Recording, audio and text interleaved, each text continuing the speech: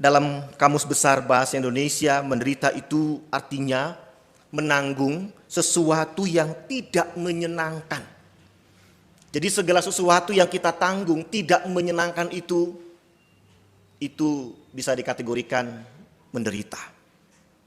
Kalau penderitaan, ya, kata penderitaan itu diartikan keadaan yang menyedihkan, yang tadi itu tidak menyenangkan, yang harus ditanggung, nggak bisa ditolak, nggak bisa diganti sama orang. Ya, maka dengan pemahaman ini saya akan mengajak kita menemukan makna tentang hamba yang menderita.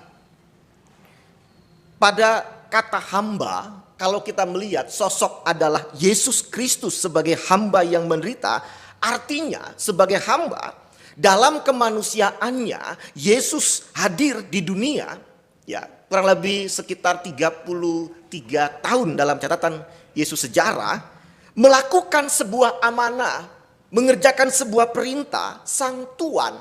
Kalau bicara hamba tentu ada tuannya, dan tuannya itu adalah Bapa. Ya, Bapa di sorga. Itu berarti sebagai hamba, seorang hamba itu harus taat kepada tuannya. Yesus kepada kehendak Bapa. Ya, dalam kitab Filipi pasal 2 ayat 7 saya mengutip, dikatakan, melainkan telah mengosongkan dirinya sendiri dan mengambil rupa seorang hamba dan menjadi sama dengan manusia.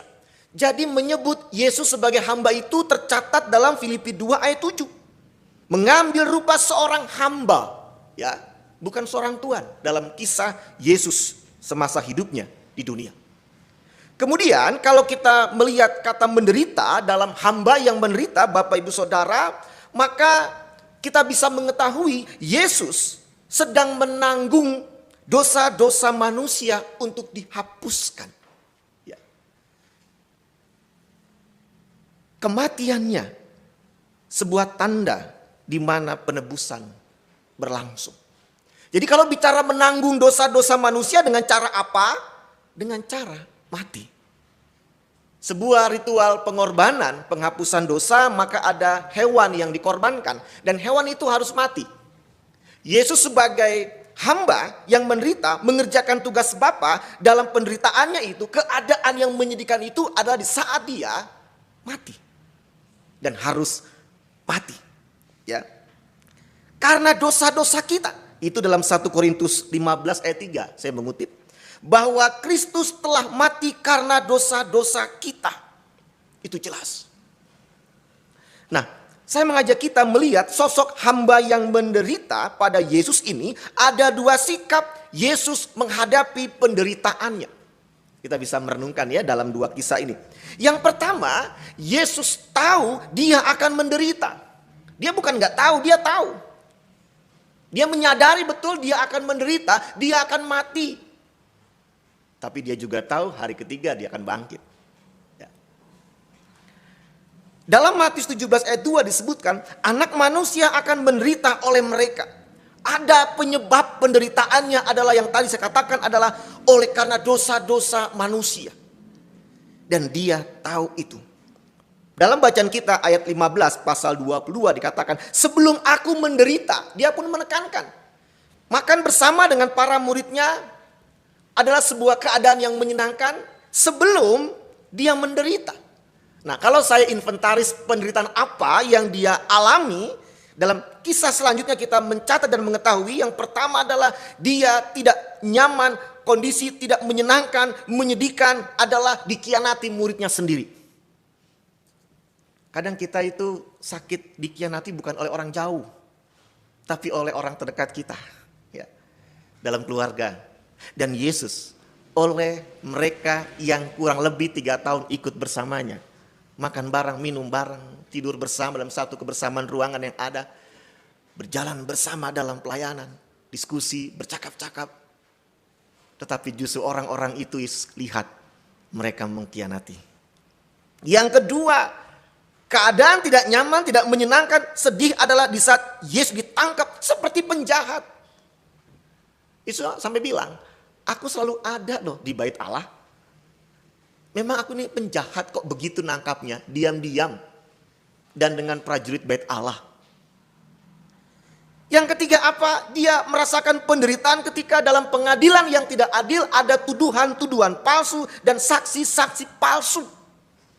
Dia tahu betul yang ngomong itu orang yang gak ngerti tentang persoalan yang dialami Yesus. Semua itu palsu. Difitnah.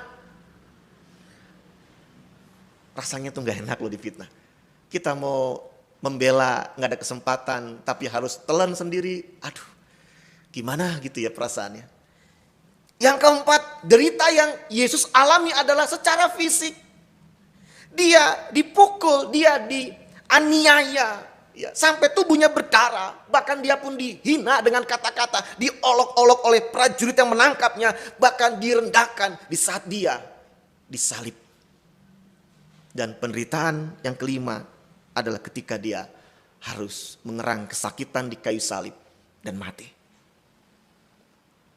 Tapi untuk kematian Yesus, titik dia mati itu bukan karena kondisi kepasrahan, tapi keberserahan. Beda ya? Dia mengatakan sudah selesai.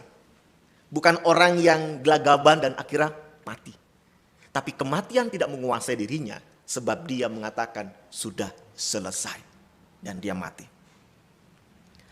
Yang kedua adalah sikap Yesus dalam penderitaan. Ini yang penting. Yang pertama, dia sudah tahu dalam kehidupan Allah mengutus dia pasti ada penderitaan yang dia harus tanggung. Tapi mulia misinya. Yang kedua ini adalah ketika dia mengalami penderitaan itu bagaimana sikapnya Bapak Ibu Saudara. Bagaimana menyikapinya. Yang pertama adalah dia berdoa. Ayat yang ke-40 dia mengatakan, berdoalah supaya kamu jangan jatuh ke dalam pencobaan. Berdoa. Ini kan kadang orang suka anggap apaan sih? Kalau ada apa-apa dalam sebuah sharing, curhat, bergumul, dikatakan ya kau berdoa aja gitu. Nggak ada yang lain. Ya berdoa aja gitu. Sana kayaknya gimana ya, kayak menghindar gitu ya. Tapi Bapak Ibu Saudara, doa, ya, doa orang benar bila dengan yakin didoakan, apa dikatakan? Besar kuasanya. Yang bikin berkuasa bukan kita yang berdoa semata-mata. Tapi kepada siapa kita berdoa, Allah kuasanya itu dinyatakan. Kenapa? Saat Anda dan saya berdoa, Anda sedang mengalami sebuah relasi khusus kita dengan Tuhan yang punya kuasa. Doa aja. Ya. Walaupun Anda mengatakan, mau yang lain lah, solusinya apa? Tapi saya mau ajak kita, di saat orang mengatakan, menghadapi masalah hidup Anda, berdoalah, aminkan. Ya, saya akan berdoa. Lalu yang kedua dalam sikap Yesus adalah ayat yang ke-42. Terkadang masa derita itu kan gak pendek gitu ya. Apalagi orang yang sedang sakit, orang yang apalagi sakit terminal begitu ya. Yang dia tahu gak akan sembuh gitu ya. Dan mungkin dia menanggung kondisi ekonomi yang sulit, kerja sendiri untuk keluarganya. Ataupun dia harus membanting tulang, lupa untuk menikah misalkan. Dan itu panjang gak tahu sampai kapan Bapak Ibu Saudara. Maka katakan adalah seperti yang Tuhan lakukan sikapnya dalam penderitaan. Dia mengatakan kepada Bapa, kehendakmu lah yang terjadi. Kehendak mulai yang terjadi. Ini bukan kalimat pasrah ya. Tapi kalimat sadar kita berserah. Kenapa? Sebab yang kita jalankan selalu terkadang bukan karena kemauan kita yang harus terjadi. Tetapi karena ada kemauan Allah yang kita harus terima dengan sadar. Dan Tuhan Allah Bapakku, kehendakmu jadilah. Loh kenapa? Karena untuk poin yang kedua, kehendakmu lah yang jadi. Terkadang itu sangat berat. Ada ketegangan emosi dalam diri kita. Kenapa? Dalam diri kita, daging kita mau katakan dalam doa kita, Tuhan kehendakku yang harus terjadi. Betul? Ini yang seringkali ada ketegangan dalam diri setiap orang yang percaya. Kenapa? Kita berlogika dengan waktu dan menghitung dan sudah jelas begini dan begini. Bukan begitu dan begitu apa kata orang atau kata Tuhan sekalipun. Maka tidak semua orang ikhlas, rela kalau yang terjadi itu di luar rencananya dan kemauannya, terlebih yang menyakitkan. Siapa yang anggap ini menyenangkan? Yesus tahu dia akan ditangkap, dia akan dibunuh. Kalau kita sudah tahu yang akan kita alami ke depan hal yang buruk, kita udah keringat dingin. Benar gak? Kita udah telepon, aduh gimana ya? Bahkan kalau kita mungkin menghadapi sebuah peristiwa musibah atau buruk di jalan begitu ya, kita udah panik luar biasa, telepon sana, telepon sini, tolong saya dong. Bahkan kalau kejadian yang sangat berat menimpa kita, musibah begitu ya, kita berpikir ini mimpi gak sih? Dia pukul-pukul pipinya, dia cubit ya, sakit ini mah bener, ini bukan mimpi. Aduh Tuhan, kenapa Tuhan? Dia stres. Jadi kalimat yang Tuhan katakan, kehendakmu yang jadi ini tidak familiar. Bukan hal yang mudah kita terima. Kenapa? Karena perjuangan hari-hari Anda dan saya seringkali adalah mewujudkan kemauan kita. Obsesi kita adalah targetnya yang kita mau. Tapi izinkan dalam satu peristiwa hidup kita, bahwa yang harus terjadi adalah bukan kemauan Anda, tapi kemauan Tuhan. Apa yang kita harus katakan saat itu? Tuhan, ajarku mengatakan kehendakmu yang jadi. Supaya apa? Supaya lebih rileks. Supaya lebih tenang Bu. Ya, supaya lebih agak sedikit nyaman. Dengan kata-kata itu, iya. Cuman bilang Tuhan kehendakmu yang jadi. Tespleng langsung. Adem. Dan Tuhan mengatakan itu. Lalu yang ketiga, sikap Yesus adalah di masa penderitaan yang dia harus tanggung, dia tidak menutup kebaikan yang bisa dia lakukan. Kepada seorang yang ikut disalibkan di sampingnya, dia mengatakan, aku berkata kepadamu sungguhnya hari ini juga engkau akan ada bersama-sama dengan aku di dalam Firdaus ayat 43 pasal 23. Saudara Bapak Ibu, Yesus itu keren banget. Kadang kita mikir ini manusia apa sih? Dalam sakitnya, dalam olok-olokan banyak orang, dia masih mau mengatakan dengan kata-kata terakhirnya, bukan kata-kata umpatan, bukan kata-kata hujatan atau kutuk. Yang biasa manusia emosi melakukan itu semua. Tapi kata-kata yang indah, yang saat ini pun kita mengatakan itu berlaku buat kita. Ya Bapa, ampunilah mereka, sebab mereka tidak tahu apa yang mereka perbuat. Hari ini juga engkau ada bersamaku di Taman Firdaus. Tuhan, keren banget kalimatnya. Inspiratif banget. Maka mari saya mengajak kita, Bapak Ibu Saudara, firman Allah hadir pagi ini buat semua kita. Siapapun kita dalam pergumulannya, dalam kondisi yang tidak nyaman, kondisi yang menyedihkan, yang terus kita tanggung, baik karena orang lain maupun diri kita. Maka Yesus mengajarkan kepada kita dalam penderitaan tidak perlu mematahkan, jangan perlu meninggalkan, jangan hilangkan. Pertama adalah doa. Tetaplah sungguh-sungguh berdoa. Yang kedua adalah tetaplah berserah.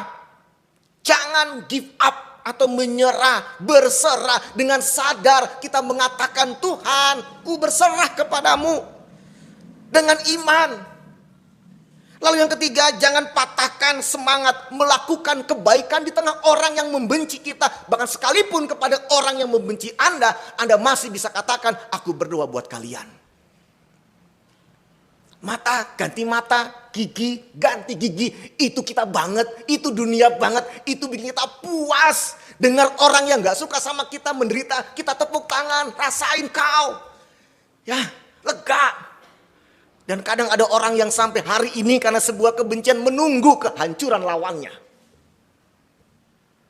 Dan orang yang nunggu itu pun sedang ibadah, sedang berdoa. Kenapa? Dalam daging Bapak Ibu Saudara akan sangat mudah mematikan kebaikan untuk orang yang sudah menyakiti Anda. Tapi firman Allah dalam kisah Yesus memberitahu, kebaikan Anda tetaplah kebaikan yang harus menjadi berkat. Malah kalau orang yang berbuat baik kepada orang yang jahat, itu seumpama Anda menumpuk bara di atas kepalanya. Kenapa? Dia akan merasa tidak nyaman, merasa malu, merasa tidak nyaman untuk mengatakan siap membenci Anda. Tapi dia akan tertegun dan tersadar orang yang dia benci adalah orang yang masih memberikan kebaikan kepadanya. Secara jujur saya akui, saya pun bisa mengatakan saya mengalami penderitaan. Kita pun juga bisa menyebut kita sedang merasakan derita. Aku menderita Tuhan. Yang tadi kita pahami arti menderita. Keadaan tidak menyenangkan. Lahir dan batin. Sedih. Pesimis semua yang buat kita gak semangat. Kenapa? Karena kita tahu sumber-sumber derita kita. Yang pertama adalah orang lain. sekitar kita, bahkan mungkin keluarga kita, pasangan kita.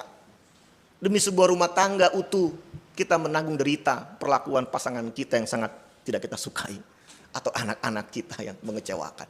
Atau besan, atau mantu. Orang lain gak jauh-jauh. Yang saya bilang tadi bukan orang asing. Orang terdekat kita. Atau mungkin rekan sejawat kita. Yang kedua, derita itu bisa oleh karena peristiwa buruk yang tiba-tiba kita alami. Di dalam rumah, di rumah, atau di luar rumah, di jalan, dan dimanapun. Kita nggak pernah tahu musibah. Saya pernah mengalami ketika saya akan khotbah dari daerah Cikampek ke daerah Seroja, Bekasi. Saya membawa istri saya mengendarai kendaraan minibus carry ya, waktu itu tidak ada moncong di depannya. Sore-sore kami bersiap dan berjalan ya menuju tol untuk ke Seroja. Tiba-tiba berpapas dengan bus warga baru ya, bus warga baru. Tabrakan di sebuah tikungan dekat Kujang ya, PT Kujang. Dan saya nggak sadar selama kurang lebih 2 hari ya. Pendaraan habis, banyak darah dan kritis ya. Kalau nggak tolong saya meninggal. Istri pun sama, dia pun luka parah ya. Dan saya berjalan pun sekarang kurang bagus ya, karena pincang, karena tidak sama panjang kaki saya. Kenapa? Karena paha kanan saya itu patah 2.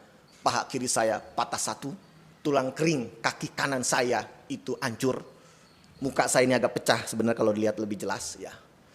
Istri saya gegar otak kecil di belakang, luka di bahu kanan itu dan akhirnya patah ya. Dan juga tumitnya patah gitu ya, agak sedikit pecah gitu ya beberapa. Kalau dipikir-pikir Bu ya Pak ya, Tuhan yang mbok yau jangan saya, kan saya pendeta gitu loh. Ya orang lain aja itu yang nyebelin gitu. Yang ngutang sama kami gak balas-balas, gak bayar-bayar itulah. Pas itu loh. Ya jangan saya. Lah wong mau khotbah gitulah ke Seroja, GKP Seroja di Bekasi. Kan jadi bikin panik Tuhan. Sampai kok sudah last minute saya gak ada kabar. Ini gak biasanya tuh pendeta Thomas begini, dia kontak dan ternyata dapat kabar kecelakaan. Lalu setelah ibadah selesai mereka jenguk saya di Rumah Sakit Bayukarta Karawang. Kan gitu ya kita mikir, Tuhan yang lain salah sasaran mungkin gitu ya. Dan kadang sampai orang kan nyindir gitu, pendeta tuh kecelakaan juga ya, lah imannya kurang mantap, maka kami wajar lah gitu ya. Kan jadi bahan guyonan gitu ya. Saudara Bapak Ibu, terus terang peristiwa buruk gak semua inginkan, bahkan termasuk saya, tapi kejadian gitu loh. Terus mau diapain? Ngamuk. Sama siapa? Tuhan. Ya sempet sih saya ngambek gitu ya, ngambeknya gini. Ketika ada orang kan besuk ya, saya mungkin pernah cerita apa belum ya. Biasa kan rohani orang datang jenguk pendetanya, mengatakan, Pak Pendeta, saya sabar ya. Sabar, Tuhan punya rencana gitu ya. Itu kalimat kayak ngomongnya lancar gitu ya. Tuhan pasti punya rencana, semuanya baik. Dalam hati saya ketika ibu ngomong gitu, saya nahan setiap detik sakitnya di bagian luka saya tahu. Sampai saya kalau ada yang datang menjenguk, saya bilang sama orang tua yang sempat datang atau siapapun, bilang saya tidur. Saya tarik selimut. Saya dengar kuping ngomong, tidur pendetanya. Ya sudah, yuk kita jangan lama-lama. Dalam hati puji Tuhan. Dia tahu diri ternyata. Kenapa? Kayak gak dimengerti gitu loh. Kata-kata sabar, Tuhan punya rencana. Itu kayaknya berlawanan. Itu pengalaman saya ya Bu ya Pak ya. Pengalaman saya gitu. Anda gak ngerasakan gitu loh. Jadi itulah kenyataan peristiwa buruk, suasana buruk itu sesuatu yang membuat kita gak nyaman dan sedih. Lalu apalagi Bapak Ibu Saudara menanggung kesalahan orang. Ada orang tua karena salahnya anak dia harus tanggung. Yang hutang siapa, yang bayar siapa, kan gitu. Seringkali begitu. Yang bikin perbuatan salah siapa, kita yang nanggung kesalahannya. Itu gak nyaman benar. Ya, paling sebel maaf nih ada cerita orang bilang ya meninggal dunia tinggalkan warisan. Wah asik, gak tahu kita ngalamin warisannya hutang. Kumaha bayarnya ini. Itu gak terhindar juga. Tapi ada juga derita tanpa kita sadari. Ya, ini yang mungkin agak sedikit beda saya sebutkan adalah oleh karena kita menanggung amanah Tuhan. Menanggung amanah Tuhan. Maksudnya apa Bapak Ibu Saudara? Saat kita diminta Tuhan yang tadi ya, kalau ada orang bilang mata ganti mata, gigi ganti gigi. Tapi aku berkata kepadamu, kata Yesus, berbuatlah baik sama orang yang jahat kepadamu. Doakanlah dia. Itu amanah Tuhan buat kita. Berbuat baiklah buat dia, berdoalah buat dia, minta berkat buat dia. Pertanyaannya adalah Anda setuju tidak? Enggak kan? Kita ngomong apa adanya loh ya. Kan di gereja Pak, harus jaib dong Pak. Pokoknya apapun aminkan aja Pak. Ya di luar lain soal gitu ya. Kalau kita tetap ngebenci, ngamuk ya urusan saya gitu. Oh tidak. Jangan kita katakan bahwa begitu mudahnya firman Tuhan untuk dilakukan. Dalam hal poin yang tadi saja. Ada banyak dalam hati kita, pikiran kita masih berkecamuk. Persiapan, kegiatan-kegiatan yang kita akan buat adalah pembalasan demi pembalasan. Lalu Tuhan bilang, ampuni dia, berbuat baik sama dia. Kita bilang, maaf Tuhan, gak berlaku buat saya. Buat yang lain aja. Buat penatua saja sama pendeta. Saya cuma anggota jemaat biasa. Tetap punya daging. Sabar ada batasnya. Tetap siap membalas. Ngerti kan Tuhan? Itu baru amin Tuhan. Ngajarin Tuhan kita. Menanggung amanah Tuhan, hal yang baik dan benar untuk kita buat. Kalau gak sesuai dengan daging kita, itu menyedihkan buat kita. Itu nggak menyenangkan. Ya. Lalu yang terakhir adalah penderitaan seringkali kita alami di dalam sebuah pergumulan melawan dosa. Ada banyak orang tidak mau meninggalkan dosa-dosanya. Ada orang yang masih suka mengerjakan dosa-dosanya. Kenapa dia masih mau mengerjakan? Karena kalau meninggalkan, dia sedih. Dia nggak nyaman. Jadi memang ada banyak penyebab penderitaan Bapak Ibu Saudara. Tapi mari pada hari ini pertanyaan kecil buat kita. Di tengah penderitaan kita, apapun itu. Pertanyaannya adalah bagaimana Anda menyikapinya. Mari renungkan itu. Bagaimana Anda menyikapinya? Apakah Anda menyikapi dengan menyalah-nyalakan orang lain? Bahkan menyalahkan peristiwa yang terjadi. Atau diri Anda sendiri, kebodohan Anda. Kita ngamuk, kita marah. Membabi buta kepada orang lain untuk melakukan emosi kita. Atau sikap Anda mematikan aktivitas Anda. Udah gak mau mandi, gak mau makan, gak mau kerja, malas belajar, gak mau ngobrol sama orang, beneng baik, cicing wae, diem, ngelamun aja. Tidak peduli sekitar Anda. Ya, anak Anda lagi repot, biarin aja. Bahkan ada kisah kan ibu ngebunuh anaknya kan. Itu berat loh. Tapi itu terjadi, kenyataan. Bahkan ada orang sampai bilang, Tuhan, punten ya Tuhan, I give up, menyerah. Sok wae lah, kalau Tuhan mau jemput saya, jemput lah, gak apa-apa. Dimana aja jemput saya mau mati Tuhan. Perhatikan. Kadang itu yang menjadi sikap dan mungkin pilihan kita tanpa sadar Bapak Ibu Saudara. Karena derita, karena penderitaan, karena kita sedang menderita. Bahkan yang gak terhindar, kita marah, kita panik Bapak Ibu Saudara. Maka mari firman Allah pagi ini menyapa semua kita, saya dan Bapak Ibu Saudara. Apakah Tuhan abai melihat derita umatnya? Tuhan tetap memperhatikan. Kenapa? Dia pernah mengalami derita. Dia pernah merasakan sakit dan mati. Secara jujur, semua orang tidak mau menderita. Tapi harus terjadi, maka biarlah kita harus menyikapi seperti yang kita hayati firman Allah pada saat ini. Bapak Ibu, yang pertama, jangan sangkal itu penderitaan Anda. Ini siapa yang menderita? Bukan saya kan Tuhan. Yang meninggal bukan anak saya kan Tuhan. Yang meninggal bukan suami saya kan Tuhan. Ini cuma mimpi Tuhan. Cicing wae ulah gandeng. Kamu yang sedang ngalamin. Musibah ini kamu yang sedang mengalami. Jangan sangkal. Yang pertama. Terima. Itu kenyataan kita. Terima kalau Anda belum menikah karena harus bekerja buat orang tua, Anda terima itu. Jangan salahkan orang tua misalkan. Atau anak-anak Anda. Atau siapapun yang bikin beban hidup Anda hingga Anda gak bebas dengan kesukaan Anda. Yang kedua, ini poin yang tidak mudah tapi harus saya katakan. Lihatlah sebagai rencana Tuhan. Lucu ya, waktu saya kecelakaan, ini saya gak suka loh kalimat ini. Tuhan punya rencana. Iya sih, tapi secara jujur itulah kebodohan kita ya. Kalau memang toh Yesus mengatakan kehendak mulah Bapa itu rencana Bapa. Apakah itu berlebihan? Tidak. Ini rencana Tuhan. Kenapa? Karena hidup kita tidak sekedar untuk diri kita tetapi untuk Tuhan. Ada Tuhan dalam hidup kita, bukan hanya masalah-masalah kita, orang-orang di sekitar kita. Ada Tuhan sekalipun kita nggak bisa melihat jelas. Tapi kita bisa merasakan dengan iman kita, Tuhan itu menyertai kita dan kebenaran firman Allah yang mengatakannya. Aku menyertai.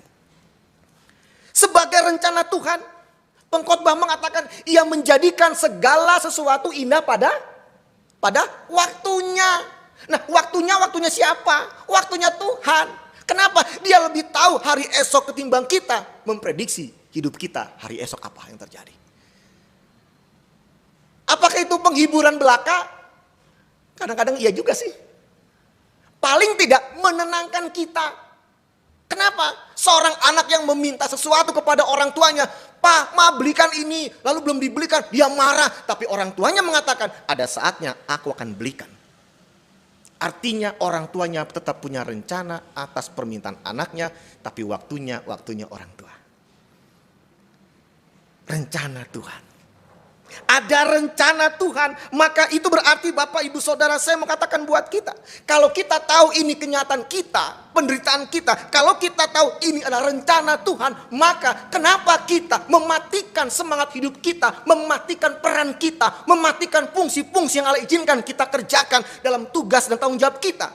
Harusnya sebagai orang yang percaya, siapapun Anda dan saya, pergumulannya yang pertama adalah tetaplah jaga doa. Hubungan Anda dengan Tuhan.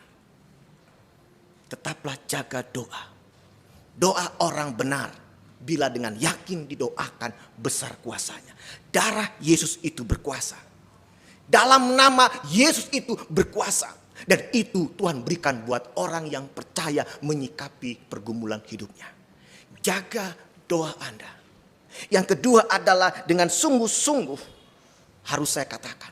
Berani katakan Bapa, kehendak-Mu lah yang jadi. Semua konsep planning Anda seolah gugur, ya. Proposal Anda gak berlaku, ya. Tapi proposal Tuhan sedang dilakukan oleh Tuhan sendiri, amin.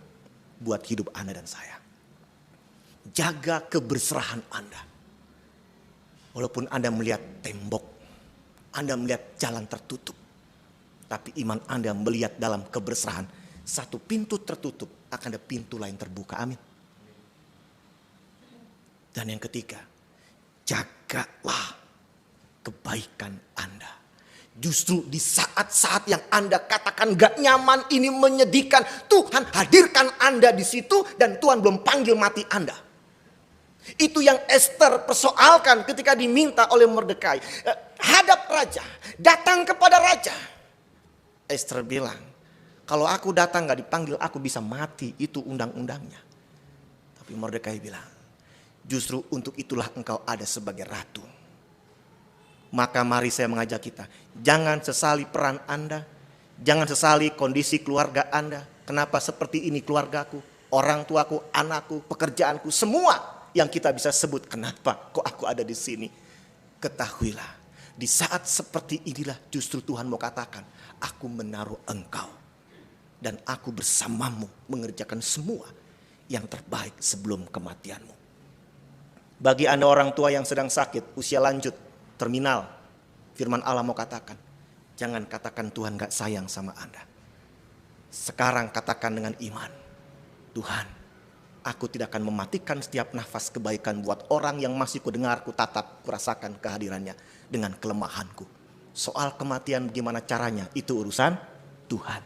Nikmati hidup Anda, detik, menit, jam, semua.